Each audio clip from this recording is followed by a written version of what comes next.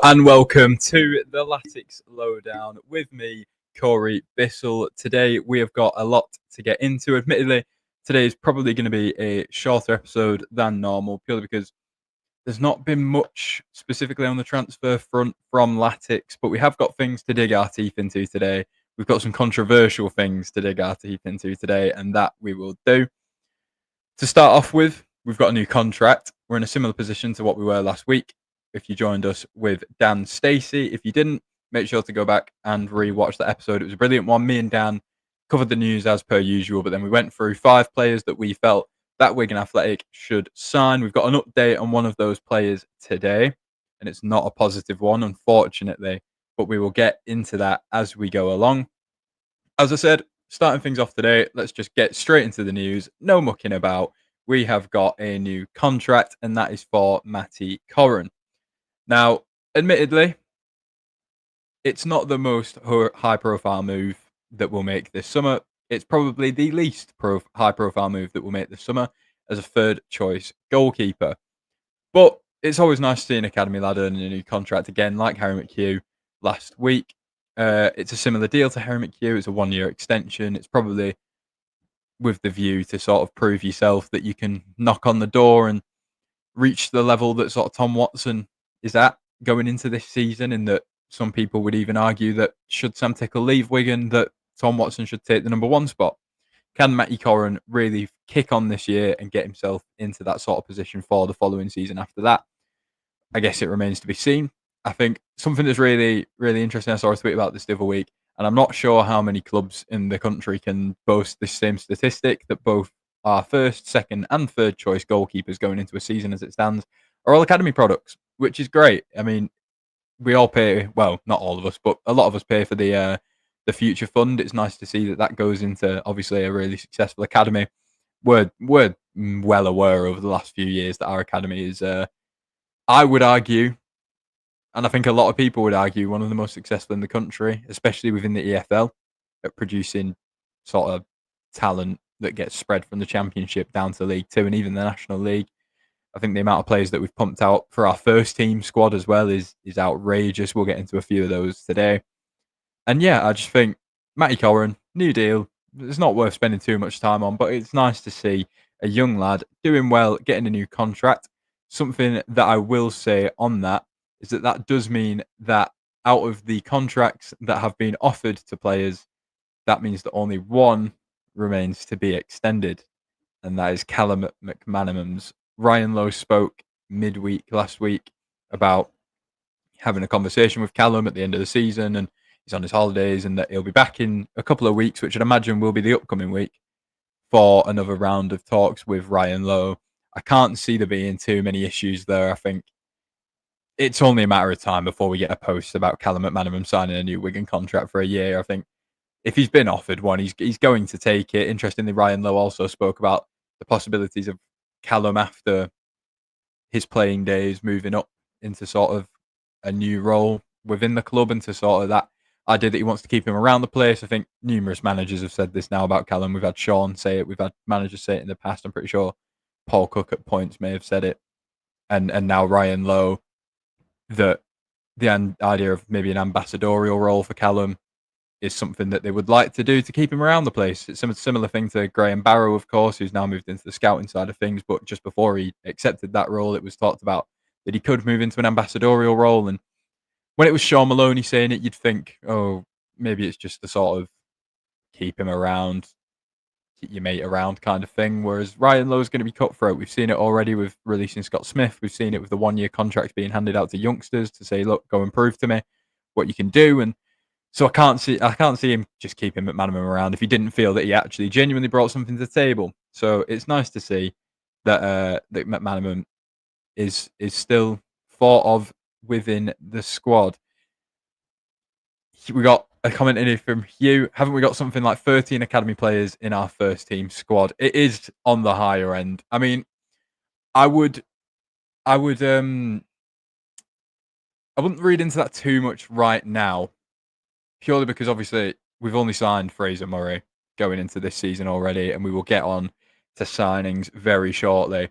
But there are bound to be more And so, while you could argue the likes of Corin and the likes of McHugh, Iggy similarly, they are in the squad, but are they within the 18 to the 20 that you would be looking at on match days? Probably not. So, but you are right, Hugh. The amount of academy players that are in our first team and have been in our first team now for a number of years, ever since administration. Really, I think administration was a weird one because I'm not sure how everyone would feel about this, but in a weird way, it may have done us a strange service in that we had not really used our academy to its full potential up until that point. It was only really Joseph Gelhardt and Jensen Weir that were knocking on the door around that sort of time. And since then, we've had countless players that have come through since administration, even the likes of Luke Robinson, that are just steady EFL players and can really do you a solid. Here we go. Hugh's back again. Peter O'Rourke just reported that we've agreed to deal with Portsmouth for Saydee on a permanent. Yes, Hugh, we will be getting into that later today. So stick around for that. Just before we get into that, I'll move on to something that Ryan Lowe said around strikers within the last sort of week or so. Ryan Lowe, I want strikers that I know can score goals, but who are not necessarily scoring goals at the moment. Now, me and Dan Stacey, if you haven't watched that episode, I would recommend going back and watching it. It was a great episode with Dan. Obviously, a lot of people will know Dan from sort of Twitter and Talking Wigan.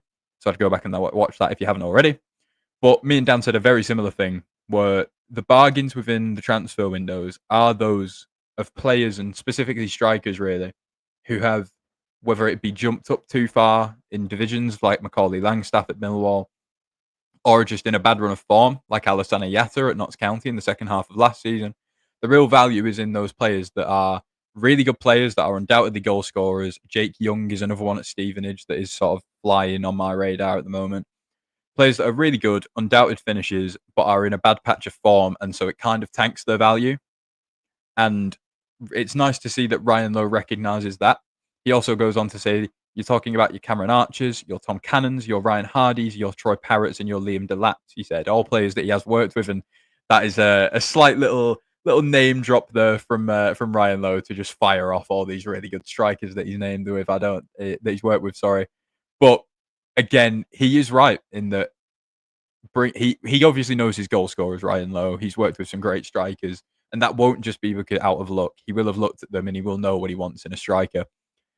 But also, you've got to give him credit where it's due in that when you bring them in, it's your job to then work with them and get them to score goals. And if they haven't got that proven track record, it really is on you to make them go and make that track record for themselves. I look at Ryan Hardy in particular. Obviously, Cameron Archer, Tom Cannon, Troy Parrott, and Liam Delap were all loanees from Premier League clubs. So you've got to say, admittedly, there is just quality there anyway. Ryan Hardy was completely of Ryan Lowe and, in fairness, Schumacher's making. Hardy became one of the goal scorers in League One under Ryan Lowe, and it's a reason as to why he's gone on to now sign for Wrexham back in the Championship, and he's established himself now as a Championship forward. And that's a big portion down to Ryan Lowe. He knows his goal scorers, he knows what he wants. Channel runners, and that is a reason why I'm not so keen on a signing that we've been linked to today that we'll get into in a minute. But young players, channel runners who can do the dirty work for him and are willing to put in the hard yards and decent finishes as well. I think we saw it with Melise Asamoah towards the back end of last season. He came on leaps and bounds in his finishing, in his positional awareness. I think it's just a case now of bringing in different profiles of strikers who are perhaps better in and around the penalty area when we play teams that sort of sit in a low block. And I think that is what Ryan Lowe will be looking for in this window, really. Speaking of strikers, now, as Hugh has said, Peter O'Rourke has reported that we've agreed to deal with Portsmouth for Saydee on a permanent. Now, I've got Twitter open, admittedly, next to me as we speak, because I have a funny feeling that Wigan are going to have the usual, and that is, sorry, I'm just looking through Twitter as we speak, because, yep, there we go. Peter O'Rourke 24 minutes ago, Wigan Athletic have agreed to deal to sign Portsmouth forward Christian Saydee in a permanent move. Now, this news broke a day or so ago that Christian Saydee was on our radar and that Plymouth Argyle were also looking at him. And I admittedly was of, yep, 7:30 announcement, Hugh. You know it'll happen, mate. You know it'll happen. You just know. But you can be here with me if that happens. You can be there with me if that happens live, and that is the beauty of doing this live. But whoa, I've lost my train of thought now. Hugh spun my head into oblivion. I'm just waiting for us to announce Saydee now. Yes, that was it. He was linked to us in Plymouth, and admittedly, I was of the belief, having spent the last bulk of his career at Bournemouth, at Portsmouth, I was of the belief that Plymouth would get him because South Coast geography. It's just usually how these sort of things go in the EFL. But I woke up this morning and I had a notification that Alan Nixon had posted something about Wigan. So as I do, I check it immediately.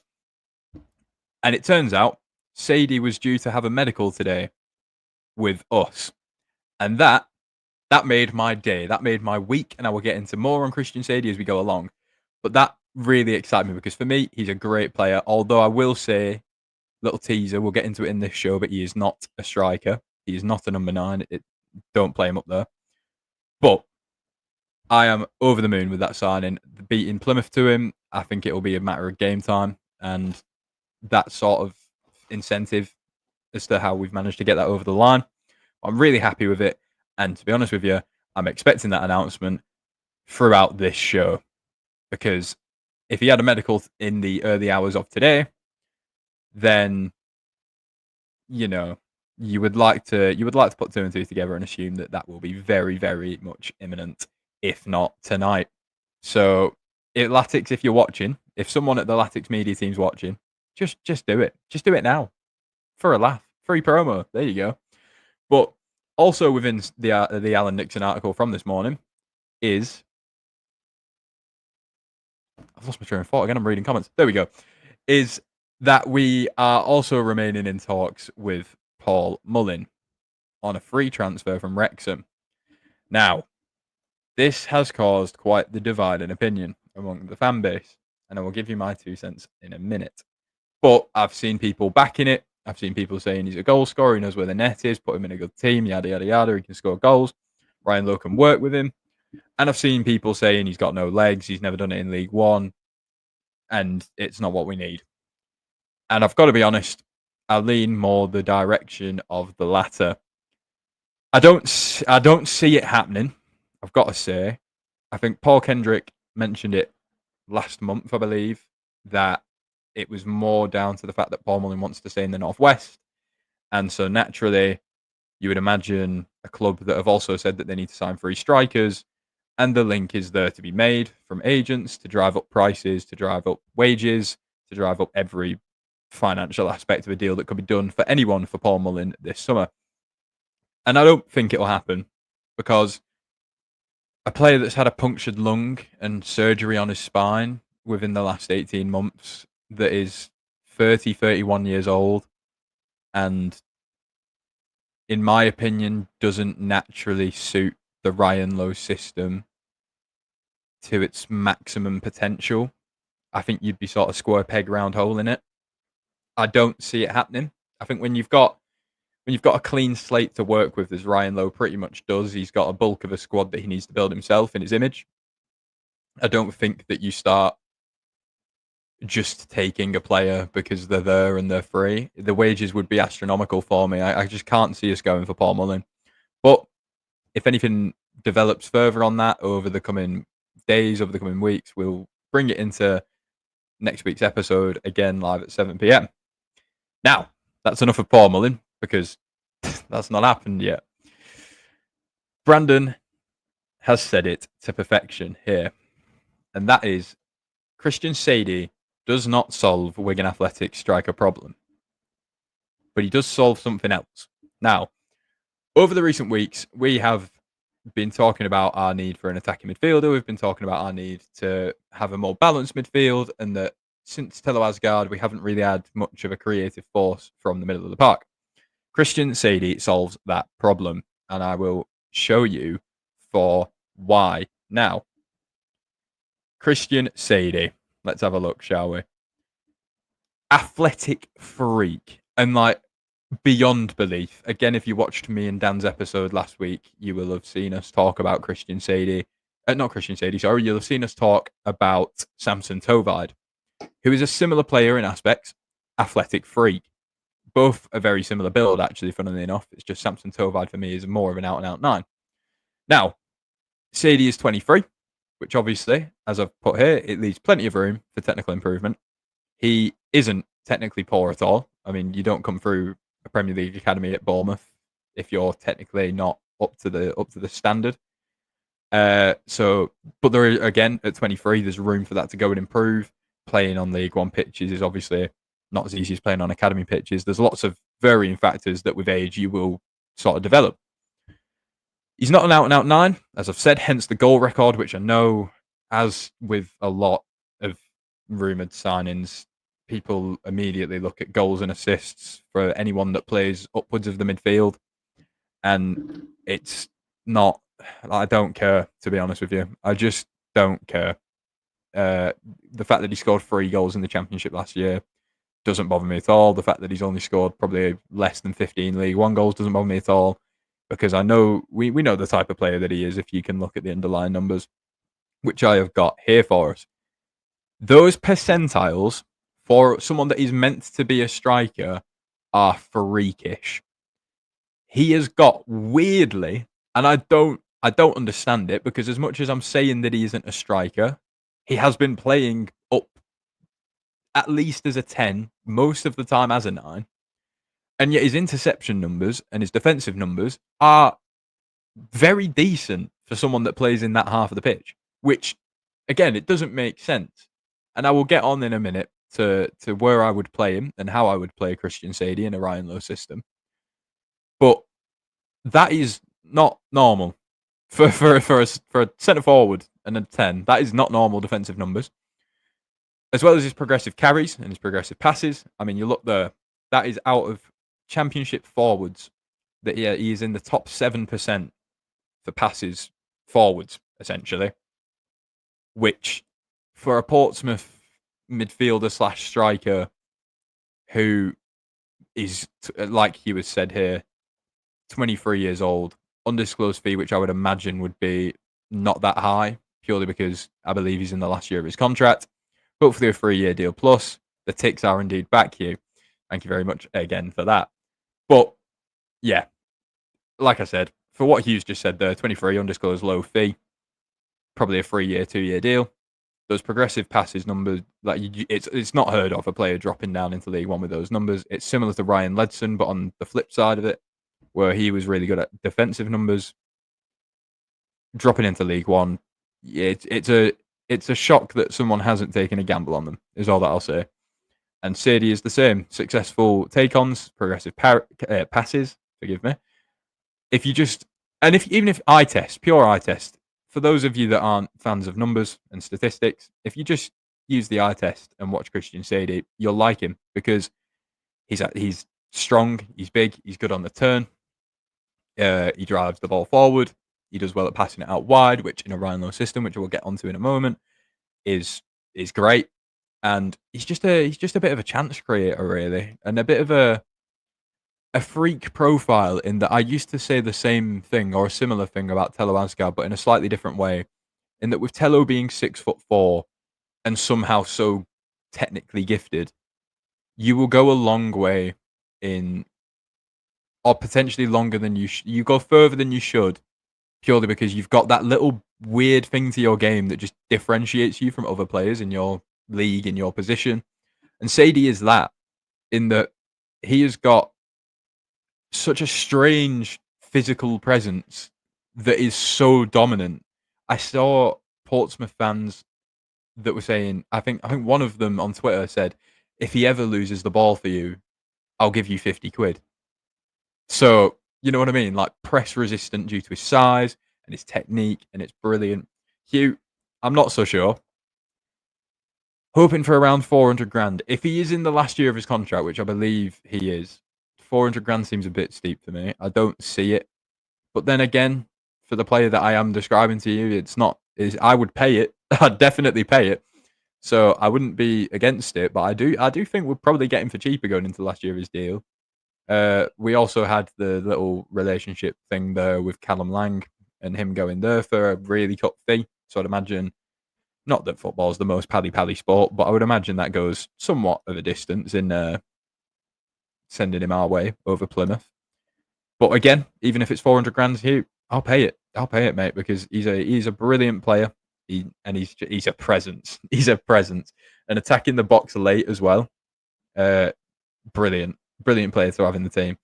Now, I'll just move on here to where I see Saydee playing for us, and so I've drawn up a little bit of a team.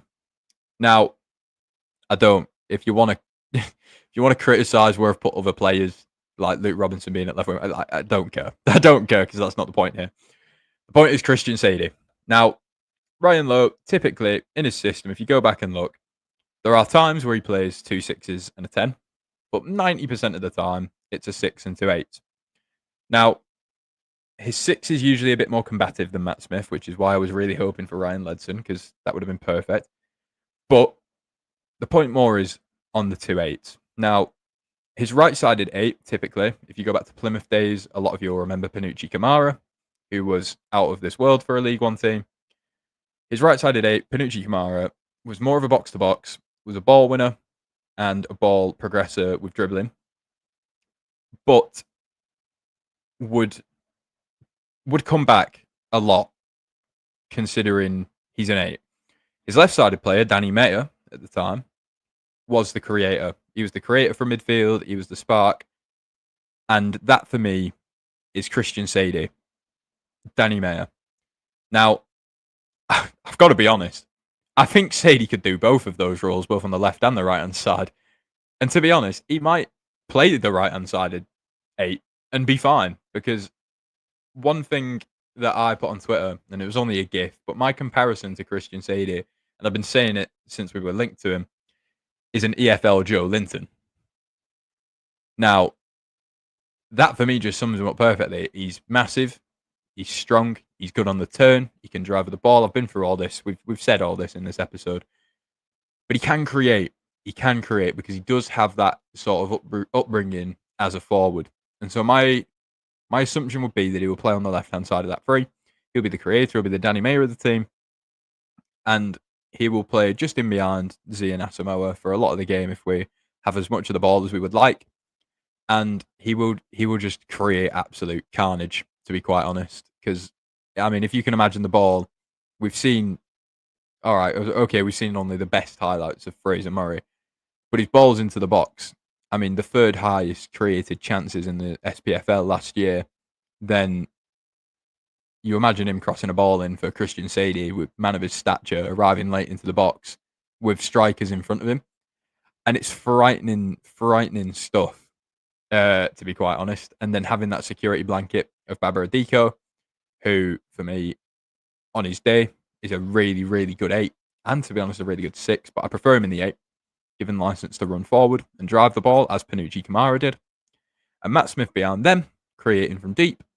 And ideally, hopefully, we could see the Matt Smith that was a bit combative. I think there was a change in Smith. In his first season here, he was that elegant 6 that would glide around the pitch, but he didn't really do the dirty work. In his second season, he really started to really pick up defensive numbers and get that bit of nous about him and be a bit more nasty until his injury. And I'm hoping that injury doesn't put him off that side of his game, because when he came back for that second year and he was combative, it was brilliant. It was brilliant. And so if we can get that Matt Smith with Adiko and Saydee in front of him, it's dangerous stuff. Again, Hugh in the chat here, it's very positive that we've beaten a team with one of the biggest budgets in the league to a signing. I agree. Don't get me wrong. There's other factors as to why we've beat Plymouth to Saydee. I'm sure one of them is game time. I'm sure one of them is Ryan Lowe. Although Tom Cleverley seems to be an impressive coach, but again, Ryan Lowe's got that pedigree at this level. So I'm sure there are other factors to that. I'm sure it's not just financial, but again, you can't take it from us. It is a good signing. It is a very good signing, and I'm still awaiting for it to be announced, to be honest. I'd be a bit disappointed if it doesn't happen on air. We'll be 5 weeks in and we'll already have a signing announced mid-Latics Lowdown. That would be great, wouldn't it? But I'll leave it there for Saydee for now, because, as we've said, he's not yet announced, and I know what will happen. is that I'll close this stream and he'll get announced. But I'm not going to do next week's episode on that because this episode is literally titled after the man's name. So I think that is justifiably enough Christian Saydee for now, at least, anyway, until he scores a hat-trick in the playoff final and we go up. Anyway, so we'll leave it there for Saydee for now. One thing that I went onto Twitter and put out into the ether, because, again, this week, a little bit of a drab on Wigan Twitter. Not much going on other than Christian Saydee and Paul Mullin, which, please, Joe Riley, just don't do it. Just use a bit of nous. Come on, don't do it. Anyway, I took to Twitter. Follow us if you don't already, Latics_live, or you can follow my personal account, which is just Corey Bissell. And I took to Twitter and I asked for players that you would sign, players that we haven't been linked to that you would sign specifically, because we all know Niall Ennis, Ronan Hale, and the like are the ones that we would set our sights on next. But I went to Twitter and I asked for ones that haven't already been suggested. And we had a few responses, and I'll go through them now. Aaron Vose with Nathan Lowe. Now, Nathan Lowe is probably the dream signing for every team in this league, to be honest with you. Even if you don't need a striker, you probably want Nathan Lowe, because he is...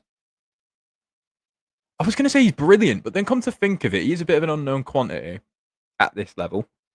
But you've got to assume finishing like 5th in the Golden Boot in League 2, when you only spent half the year there, you're probably able to do it in League 1.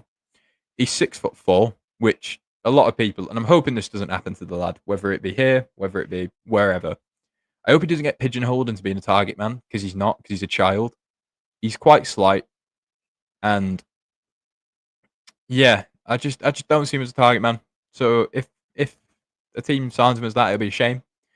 But yeah, Nathan Lowe would be a great signing, goal scorer again. I mean, a lot of the suggestions and the links that we will have throughout this window will be number 9s, number 10s, players that play in the final third due to just our severe lack of goals last year. And Ryan Lowe openly admitting that we want 3 strikers, which, reflecting on, I don't know whether he'll be happy with having said that. Give me a minute. My throat is in bits. Yeah, Ryan Lowe admitting that we want 3 strikers. It could come back to bite him ever so slightly, purely because now people know that we want forward, so they know we're desperate and they will just charge us through our ears for them. But it's one of those things. You've said it now, you can't take it back. You're just going to have to roll with it. But Nathan Lowe, again, great signing. It'd be a loan deal. It wouldn't be a permanent. He's been linked to Huddersfield very heavily, especially with Sorba Thomas going the other way to Stoke. Mark Robbins doesn't seem to particularly fancy him at this moment in time. So a loan to League One looks likely. And Nathan Lowe, I'm sure every team in the league, even Port Vale, would be chomping at the bit to sign that lad. There's another Stoke striker as well, that Emre Tezgal, that I would love to see at the Brick, to be honest. So Stoke have got a few options, and they're there to go and get. Second option that we have been given, thanks to Matt, Samson Tovide. Again, shameless plug of last week's episode.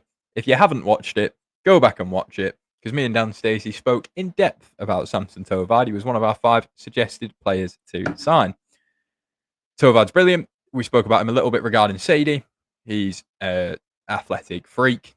He's a physical phenomenon. He's massive for his age. I believe he's like 21, and he's really big, really powerful, really quick. Everything about Samson Tovide is positives other than his injury record, which me and Dan spoke on last week. But as a third option, as a raw talent to bring in, as that third striker that Ryan Lowe wants, why not? Why not? It'd be a nice little project to invest in for the future, and a great bench option. So, Samson Tovide, thank you to Matt for suggesting that one. Again, go back to last week's episode and watch us talk in depth about him. Now, third option.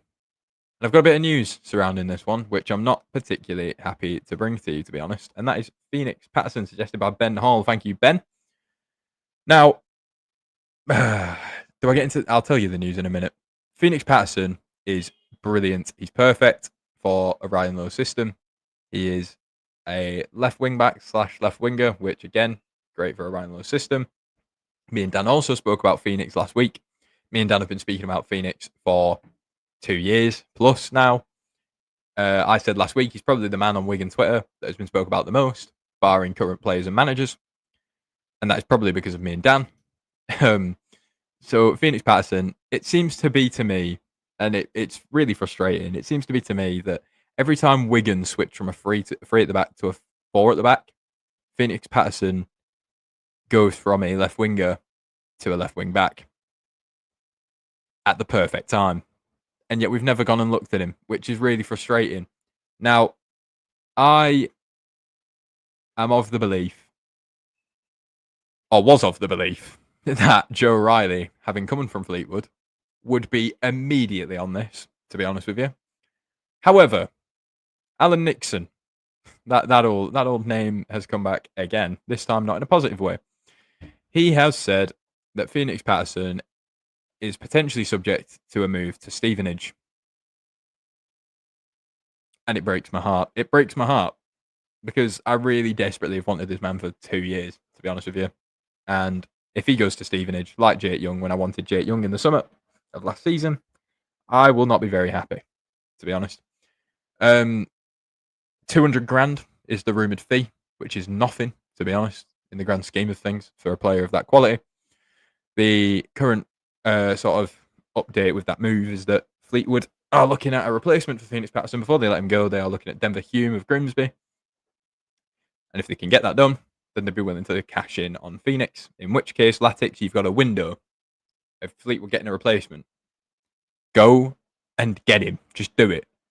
Just do it. Simple. Absolute no-brainer for me. We've got some more suggestions in the chat. Thank you, Brandon.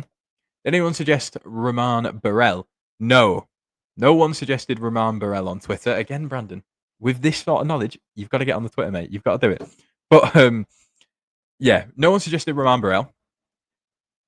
I'm not going to give away too much because there may or may not be an upcoming video, upcoming live in which we will likely speak about Raman Burell. So I'm being careful not to say too much. But he is great.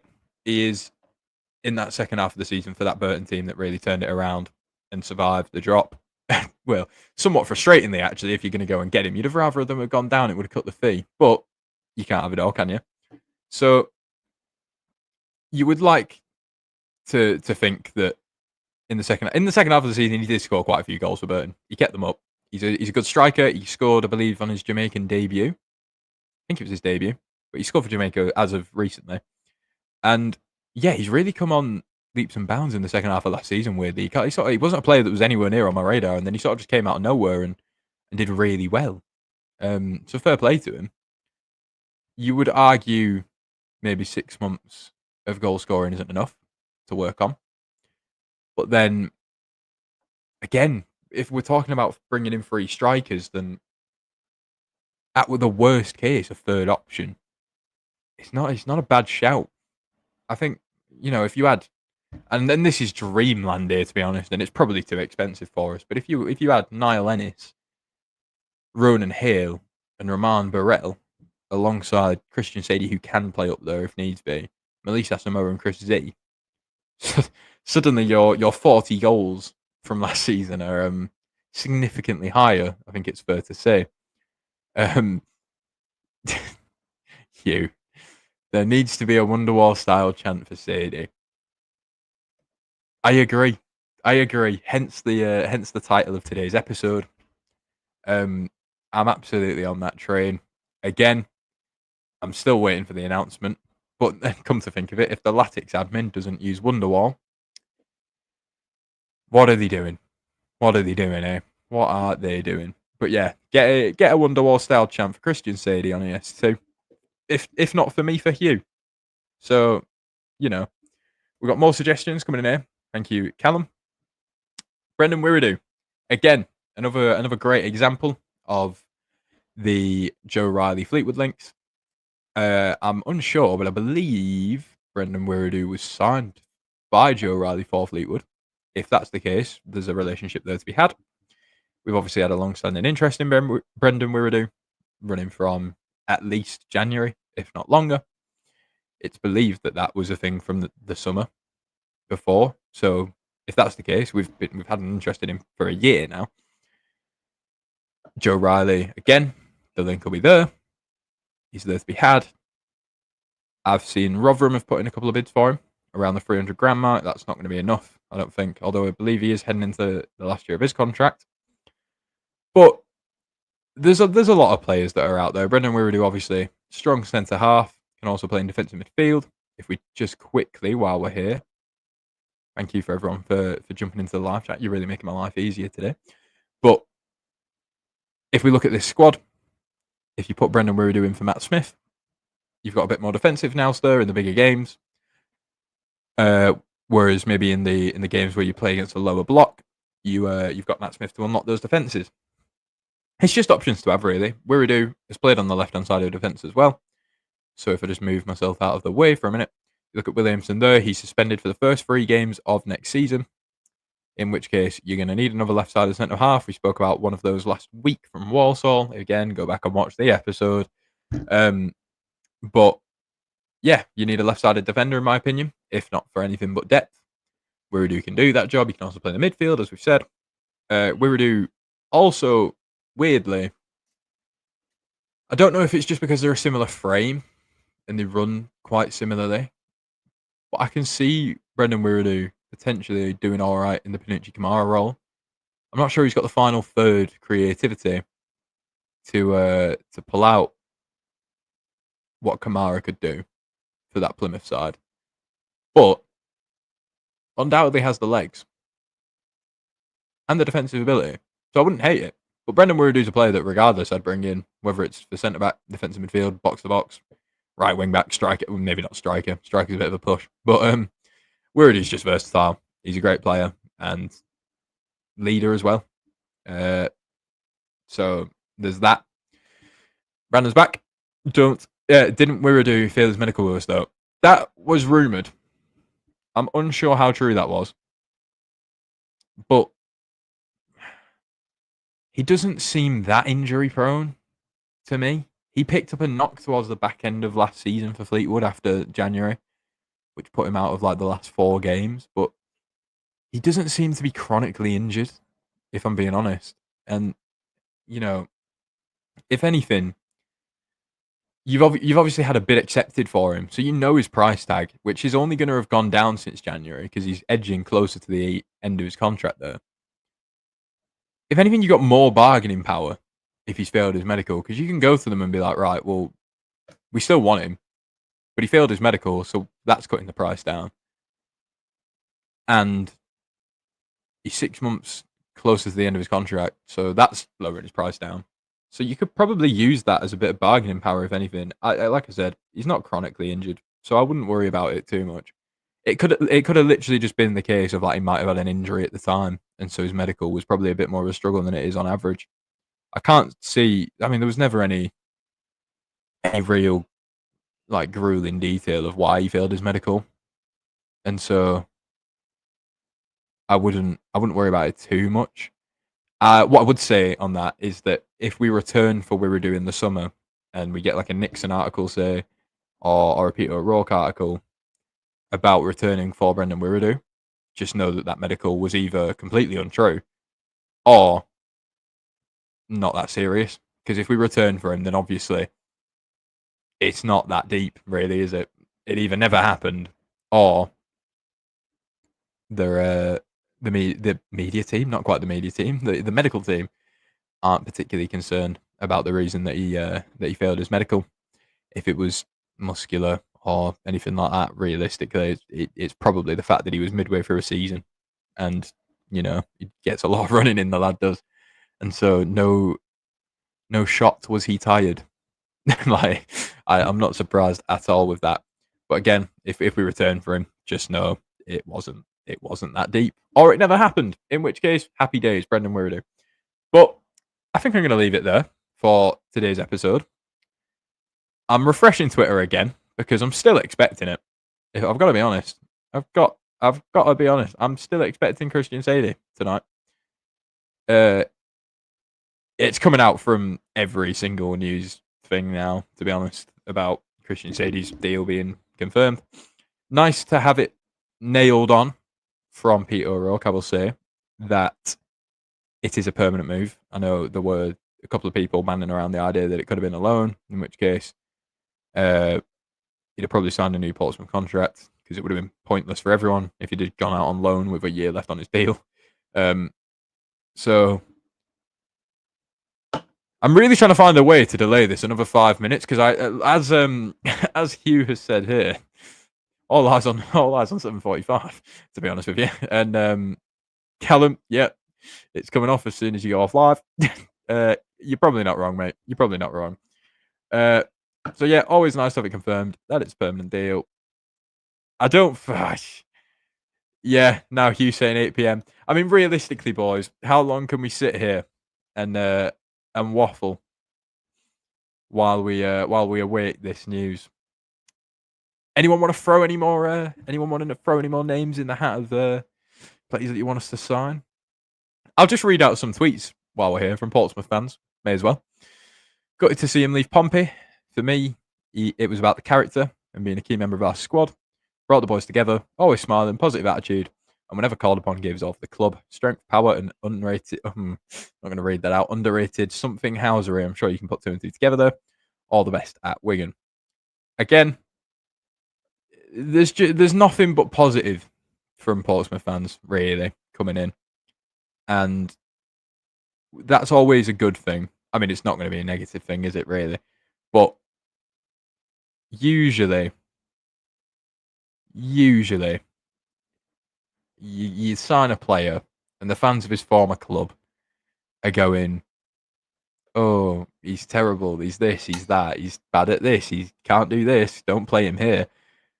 And so to just have Portsmouth fans go, probably play him in midfield and not up front, he's a unit and a character and never gives less than 110%, is a breath of fresh air, to be honest.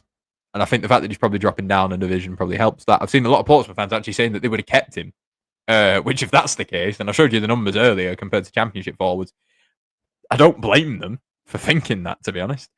So what can you say? You here? I've always liked Macaulay Southam Hales. I agree. Macaulay Southam Hales is a very solid right wing back.